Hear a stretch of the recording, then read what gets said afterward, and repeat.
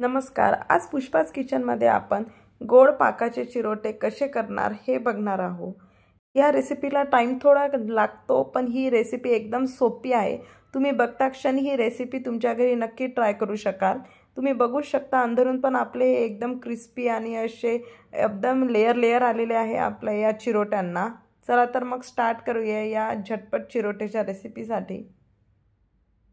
तर त्यासाठी इथे मी हा मैदा चाळून घेतलेला आहे। अर्धा किलो मैदा घेतलेला आहे आपण। आणि त्यानंतर इथे मी त्यावर हे 1 चम्मच रवा टाकून घेणार आहे। या चमच्याने मी रवा घेतलेला आहे, तो पण आपण इथे गाळून घेणार आहोत। आता आपला हा रवा पूर्ण गाळून झालेला आहे। त्यानंतर आपण यात चवीनुसार मीठ टाकून घेऊ। त्यानंतर मी इथे विलायची पावडर घेतलेला आहे। मी 1 ते 1.5 चम्मच विलायची पावडर टाकून घेणार आहे। बस एवढं टाकणं झालं की आपण हे थोडंसं चांगलं मिक्स करून घेऊ।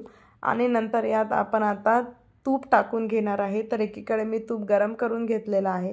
आपण साधारणतः यात या चम्मचने, या मोठ्या पळीने 2 चम्मच तूप टाकून घेणार आहोत। नंतर वाटलंच तर आपल्याला कणिक मळताना अजून तूप आपण घेऊ शकतो, पण इथे पहिले मी हे 2 चम्मच मोठ्या चम्मचने तूप घेत आहे।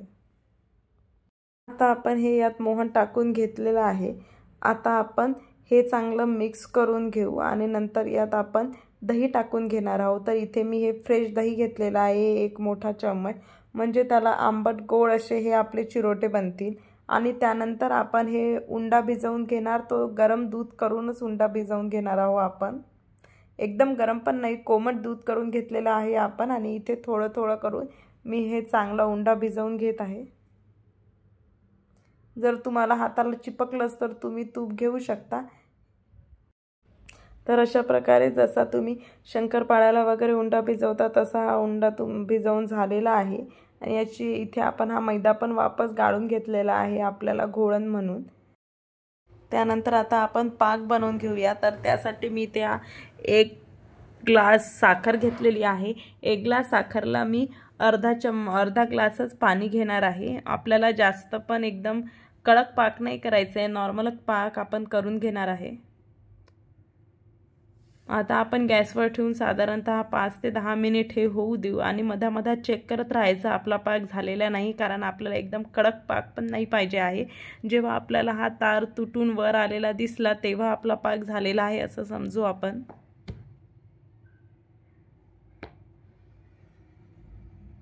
तुम्ही बघू शकता की आता आपला हा पाकाचा आपण असं खालीवर होत आहे ते पाकाचा थेंब, म्हणजेच आपला हा पाक झालेला आहे। हा तार तुटताना दिसत आहे तुम्हाला। हा पाकच आपला बरोबर झाला पाहिजे, तेव्हा कुठे आपली ही रेसिपी परफेक्ट होणार।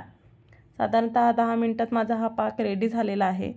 त्यानंतर आपण आता चिरोटे बनवायला स्टार्ट करूया। त्यासाठी मी इथे छोटे उंडे पहिलेच करून घेतलेले आहे। आणि आता घोळण लावूनच मी याच्या चांगल्या पोळीसारख्या पपड्या लाटून घेणार आहे। आपल्याला हे गोळे करताना आणि पपड्या लाटताना एकच लक्ष ठेवायचं आहे की आपल्या पपड्या सारख्या आकाराच्या झाल्या पाहिजे म्हणून। त्यामुळे आपण एक्झॅक्ट सारख्या आकाराचे गोळे करून घेतलेले आहेत। आणि आपण हे पातळ असं पूर्ण पोळी लाटून घेणार आहोत। जर तुम्हाला वाटलंच की पोळपाटाला हे चिपकत आहे आपली पोळी, तर तुम्ही वरून थोडंसं घोळण टाकू शकता, वरून आणि खालून थोडंसं। त्यानंतर वापस आपण आता ही पपडी थोडीशी मोठी करून घेऊ।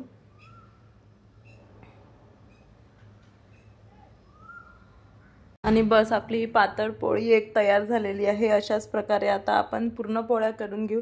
आपण 3 किंवा 5 अशा प्रकारे या पोळ्या एकसारख्या करून घेऊ शकतो। तुम्ही 3 पोळ्यांचं देखील करू शकता। मी इथे हे 5 पोळ्यांचं करणार आहे। तर त्यासाठी सर्वात खाली आपण जी पोळी ठेवणार आहोत त्याला मी आता हे तूप लावून घेणार आहे। पण जास्त तुपकट पण हे झालं नाही पाहिजे, म्हणून आपण यावर थोडंसं घोळण टाकून घेणार आहोत। पण सर्वात मेन हे तूप पूर्ण पोळीला लागलं पाहिजे हे लक्ष ठेवायचं। आणि घोळण पण आपण डायरेक्ट कोणी तुपात मिक्स करते, पण तुपात मिक्स केल्यावर ते जास्तच होते। त्याच्यापेक्षा आपण पहिले तूप लावून घ्यायचं आणि त्यानंतर थोडंसं घोळण लावून नंतर आपण हाताने त्याला असं पूर्ण प्लेन करून घेणार। आणि बरोबर त्यावर आपण ही दुसरी पोळी ठेवणार आहोत। तुम्ही बघू शकता हा आकार पूर्ण सेम आला पाहिजे, म्हणून मी हे एक्झॅक्ट पोळी आपल्याला याच आकाराची पाहिजे असं सांगितलं होतं। आणि आता सेम प्रोसिजर आपण वापस या पोळीवर करून घेणार। म्हणजेच आपण याला पूर्ण पोळीला तूप लावून घेतलं थोडं आणि त्यावर नंतर घोळण लावून घेतलेले आहे आपण। घोळण याच्यासाठी आपण लावणार की ही आपल्याला पोळी जास्त तुपकट नाही झाली पाहिजे म्हणून। अशाच प्रकारे आपण 5 पण पोळ्यांना लावून झालेलं आहे आपलं आणि आता आपण याला रोल करायला चालू करणार आहोत। असं हळूवारपणे, जास्त या पोळ्या एकमेकाला खूप चिपकल्या पण नाही पाहिजे, याच्या लेयर आपल्याला पाहिजे आहेत, म्हणून आपण एकदम हळूवार असा याचा हा रोल करून घेतलेला आहे। आणि त्यानंतर आता आपण याचे बारीक बारीक काप करून घेणार आहोत। आता तुकडा तुम्हाला वाटला की निघत आहे तर त्याला तुम्ही तूप लावून पण ते वापस त्याच्यावर रोल करू शकता, म्हणजे ते पक्क होईल। त्यानंतर आता जर वाटलंच तर आपण इथे थोडासा एक्स्ट्राचा जो भाग आहे तो कट करून घेणार आहोत, जर आपले एक्झॅक्ट सारखे झाले नसतील तर।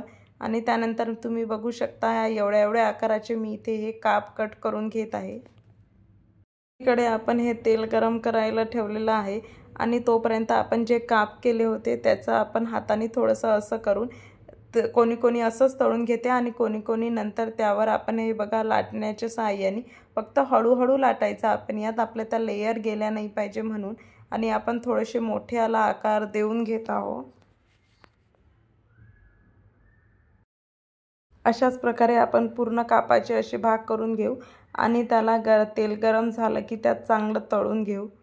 आता आपले इकडे तेल पण गरम झालेलं आहे, तुम्ही बघू शकता मी एवढासा तुकडा यात टाकून बघितला।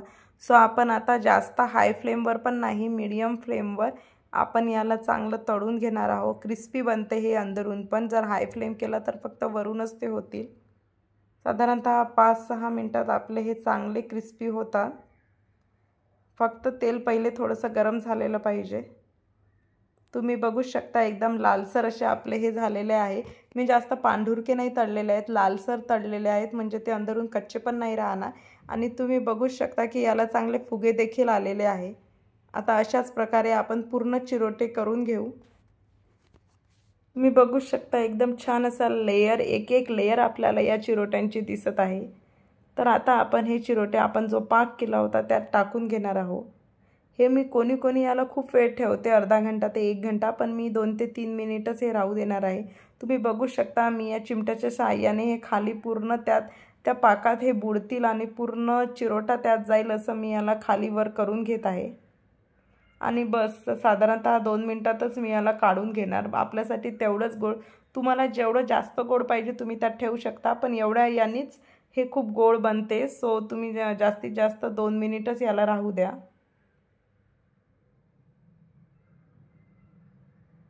आपण याला पहिले तळून घेतलं आणि त्यानंतर यात टाकून घेतलं, म्हणजे क्रिस्पी पण आहे, गोड पण रेसिपी आहे आणि खायला एकदम वेगळी चव लागते या चिरोट्याची। आणि करायची पद्धत पण एकदम सोपी आहे। सो तुम्ही बघू शकता आता आपण पूर्ण हे चिरोटे तशाच प्रकारे करून घेऊ, एकदम क्रिस्पी आणि मस्त। आणि याला आपल्याला असे फोडं आलेले आहे पूर्ण याला, मी जास्त करून हे लालसरच काढून घेतलेले आहे। तुम्हाला एखादी न्यू स्वीट डिश ट्राय करायची असेल तर ही डिश तुमच्यासाठी आहे। तुम्ही तुमच्या घरी ही रेसिपी नक्की ट्राय करून बघा आणि जर तुम्हाला ही रेसिपी आवडली असेल तर माझ्या चॅनलला लाईक, शेअर आणि सबस्क्राईब नक्की करा। Thank you.